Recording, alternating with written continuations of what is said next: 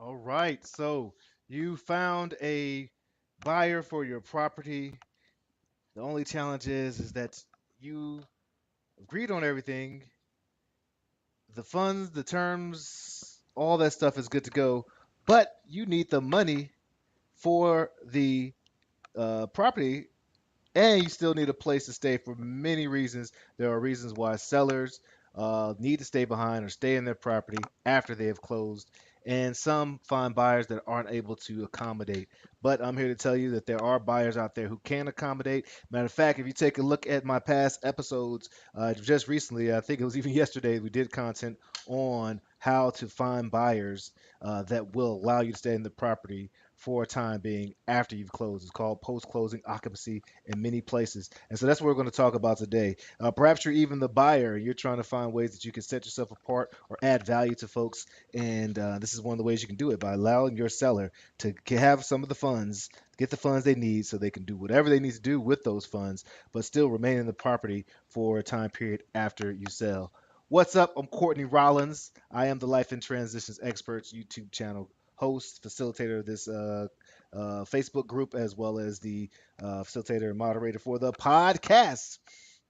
And here at the Life and Transitions Experts, we're focused on those big transitions in life. I call myself the Life Transitions Property Specialist. And there's a lot of things outside of just property that's involved when someone's going through some of the biggest transitions in life. And so a lot of my content does stretch all over the space in that area, whether it's helping folks who are thinking about the senior years and senior care management, what to do when you're getting married or getting divorced with property.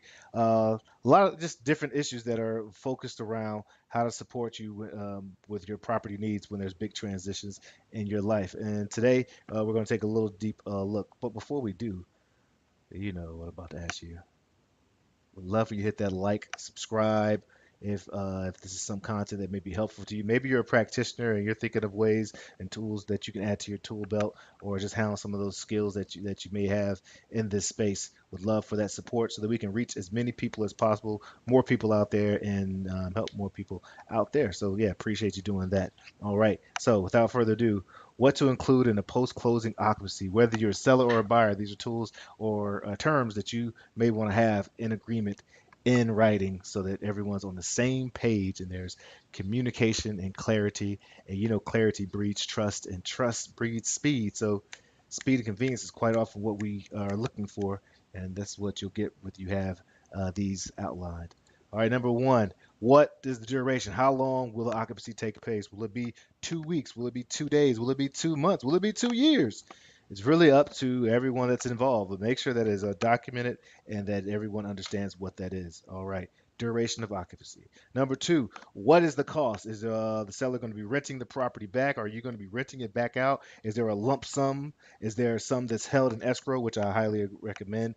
By holding it escrow, I mean that's a separate account that's held by a third party, usually an attorney, that um, that third party is responsible for giving it out to the necessary parties as the terms are agreed in the agreement. So, what is the cost? Excuse me. Number three, is there a security deposit? If there is, how much is the security deposit? You want to make sure that the property is able to be maintained and that the buyer is protected and even the seller is protected in a lot of situations. So, is there a security deposit? If there is, what is it? And make sure it's documented. Number four, maintenance and repairs. Who's going to be responsible for the maintenance and repairs of this property during that duration? Once the seller sells the property, quite often the title and deed is transferred over, which quite often means the maintenance and repairs goes to the actual owner. But there's maybe a particular case where, that the maintenance and repairs still remains in the occupancy or the tenant's responsibility. Sort of like a triple net lease when you're doing like commercial leases and all. So really, the terms are up to everyone involved and what everyone agrees with. That's legal. So make sure you have that determined and written out, and it's not guesswork. Number five, again, who's responsible for the utilities? Who's responsible for the water, the heating, electricity? Make sure that's documented. All right, so you notice their theme. Make sure this documented. Of course, it's a theme because this is everything that should be included in the terms. Property access. How will the seller have access? Does she have complete access? Does she need to give 24 hours? Does she need to give a week? What is it? Is she using a portion of the property while you're using another portion if you are the seller staying in there? But whatever it is, it needs to be a document or outlined. Number seven, what type of insurance coverage needs to be on there? Highly recommend that, by law, there needs to be, well, some type of insurance on there, but make sure it's the proper type of insurance so that everyone is covered. Is the person required to have a short-term rental insurance, or what is it? Make sure it's documented and make sure you have it there. All right. Number eight, the property condition. Make sure it's inspected. Just like when you're renting out to someone, if you're the buyer, you need to come in and make sure that that person is like, hey, this is what it looks like here, and this is what it's going to look like. The expectations of what it will look like when we receive the property fully, when you have vacated. All right. Quite often, there is, and I highly recommend that the funds set aside that are held for damages or held for the convenience of allowing this aren't released until that vacancy is checked off and the condition of the property is as agreed upon by the terms. What is the termination and move out procedure? Make sure that's already documented. Hey, moving out in 2 weeks. All right, moving out in 2 days. All right, whatever it is. How are you getting the keys? What are the expectations? And make sure everyone follows this. This can be happen so smoothly, but communication and clarity is a key again. And then, are there additional terms? What are the additional terms? Real estate is so exciting because just like life, there's so many different options and variables. So make sure it fits uh, your your particular situation. So just running back through that as my granddaddy would say, right quick. Number one, duration of occupancy. Number two, rent and occupancy costs. Three, what's the security deposit? Four, what is the maintenance? Who's responsible for maintenance and repairs? Five, what about utilities and services? Six, property access. How are you going to get access to it? Seven, insurance coverage. What is the proper coverage? Make sure you have that. Eight, make sure the property condition is the expectations are set and that they're met. Nine, make sure the move out and termination procedures are set and met. And number 10, any additional conditions or issues, make sure that they are agreed upon. All right.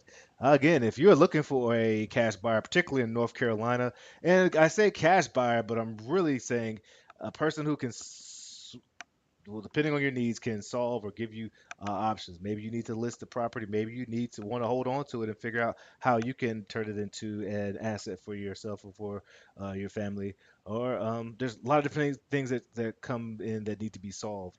Here to solve those problems, or at least lend my hand. And one of those hats I wear is a cash buyer. So feel free to reach out to me. It's Courtney at estateproservice.com. Would love to work with you. Would love to help you. Would love to point you in the right direction if we aren't a good match. We still love to serve. And yes, if we do buy your property, there's tons of things we can do, including playing the closing calls. But one of those things is it may fit where we're able to allow you to stay in the property for a time period afterwards while I mean, that's literally where this comes from.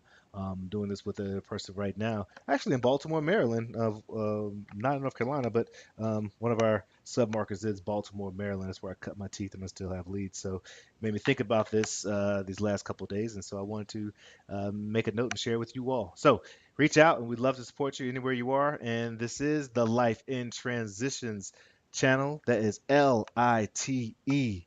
Let your light shine. Cheers.